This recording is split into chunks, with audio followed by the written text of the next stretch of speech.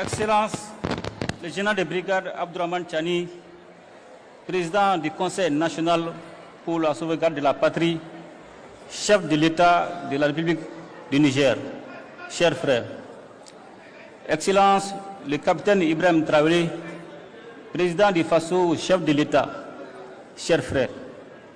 Mesdames et messieurs les ministres du Burkina, du Mali et du Niger, mesdames et messieurs les hauts fonctionnaires, mesdames et messieurs de la presse et distingués invités. À l'entame de mon propos, je voudrais exprimer mes sincères remerciements et ma gratitude ainsi que ceux de la délégation qui m'accompagne au général de brigade Abdourahmane Tchani,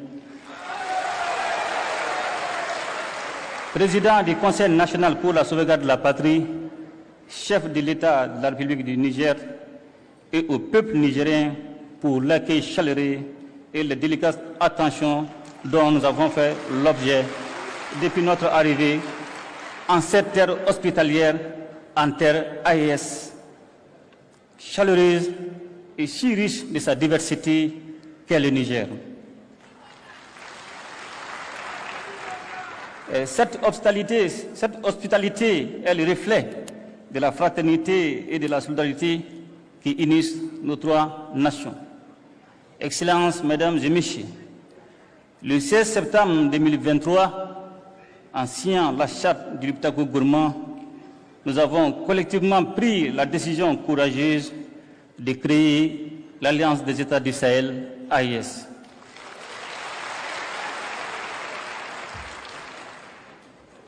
Dès les premiers jours qui ont suivi cet événement historique, les résultats ont été visibles sur le terrain. En effet, notre alliance a très tôt su traduire en action l'architecture de défense collective et d'assistance mutuelle mise en place pour lutter contre le terrorisme sous toutes ses formes et contre la criminalité en bande organisée dans notre espace commun. Je tiens à insister sur la notion d'espace commun pour saluer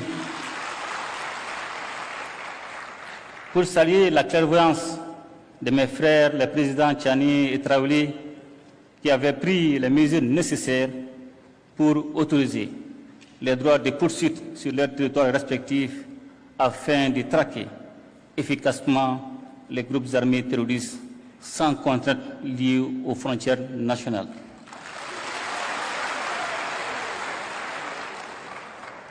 La dimension sécuritaire à l'origine de la création de l'AES est parfaitement prise en charge par nos forces de défense et de sécurité qui opèrent en totale complémentarité face aux attaques terroristes.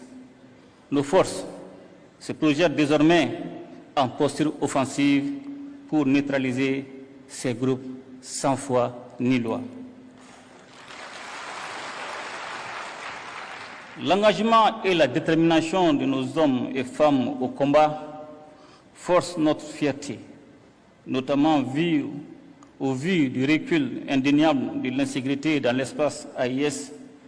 La meilleure illustration de cette avancée sécuritaire est le retour de l'État, des administrations et des populations dans des localités longtemps, bien trop longtemps occupées par les groupes armés terroristes appuyés par leurs sponsors extérieurs. Ainsi, aujourd'hui, il est évident que la paix a changé de camp. Pour preuve, nous assistons régulièrement à des actes de reddition d'éléments terroristes qui déposent les armes devant nos armées nationales. La mise en place de la force conjointe des États du Sahel en mars 2024 est le symbole de notre unité d'action et de notre détermination à protéger ensemble nos populations et à préserver notre souveraineté. Excellences, mesdames et messieurs, j'ai parlé un peu plus tôt des droits de poursuite qui, le temps des opérations antiterroristes, abolissent les frontières entre nos trois États Et je voudrais profiter de cette occasion pour aborder l'un des autres aspects essentiels de notre alliance commune, celui de la libre circulation des personnes et des biens. Trop souvent, les populations de nos États respectifs ont entendu prôner le principe de cette libre circulation sans qu'il ne soit une réalité vécue. Tant les tracasseries administratives et routières ont dévoyé cette ambition. D'ailleurs, je sais qu'avec mes frères, les présidents Tchani et Traoré, nous ne dirons bientôt plus les populations respectives de nos pays, mais plutôt nos populations AES. Car l'AES que nous sommes en train de mettre en place est d'abord et avant tout l'AES des peuples. Une AES dans laquelle les Burkinabés et les Nigériens seront chez eux au Mali et inversement,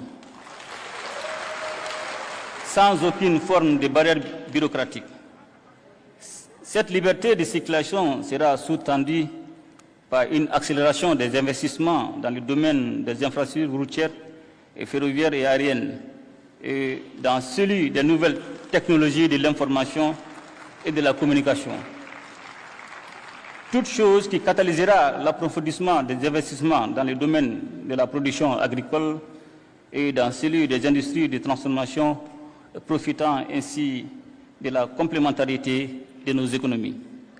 Pour parvenir à cette réalité qui est déjà en construction avancée, nos ministres n'ont ménagé aucun effort.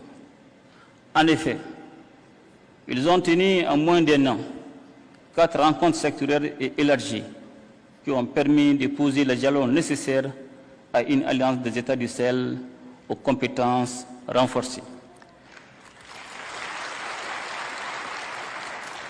Les ministres chargés de l'économie et des finances ont ouvert la voie à la coordination dans le domaine du développement économique en formulant à Bamako, le 25 novembre 2023, des recommandations pertinentes en vue d'un développement harmonieux de l'espace AES. Elles ont concerné les aspects touchant le renforcement d'un cadre commun et harmonisé des politiques publiques dans les domaines économiques, financiers, minéral, éducatif, environnemental et culturel, et la réalisation des projets structurants en commun. Les ministres des Affaires étrangères, réunis une première fois à Bamako, le 30 novembre et le 1er décembre 2023, ont convenu de la coordination diplomatique et ont soumis à notre appréciation la recommandation de mettre en place une confédération réunissant les 3 États en attendant la mise en place d'une fédération regroupant le Burkina, le Mali et le Niger. De manière proactive, une réunion ministérielle élargie s'est tenue à Ouagadougou le 15 février 2024 pour élaborer les avant-projets des documents relatifs à la Confédération. Les ministres des Affaires étrangères ont ensuite finalisé à Niamey, le 17 mai 2024, les projets de textes portant création, organisation et fonctionnement de l'AES, ainsi que les documents préparatoires du présent sommet.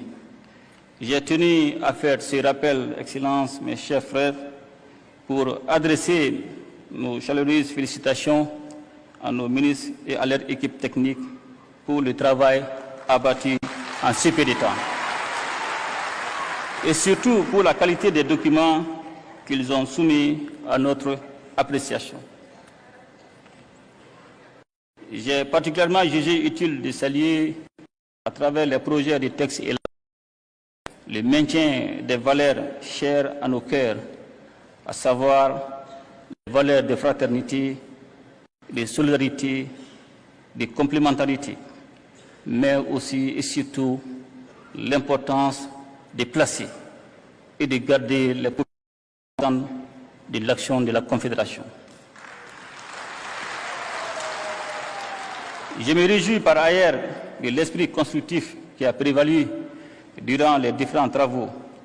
Cet esprit est justement ce qui nous invite à formaliser durant le présent sommet, afin de répondre à l'attente pressante de nos populations, à vivre ensemble, à vivre en paix, à vivre en communion, en harmonie, dans un espace stable et prospère. Excellences, Mesdames et Messieurs, ce premier sommet de l'AES est l'occasion de réaffirmer notre solidarité et notre soutien mutuel.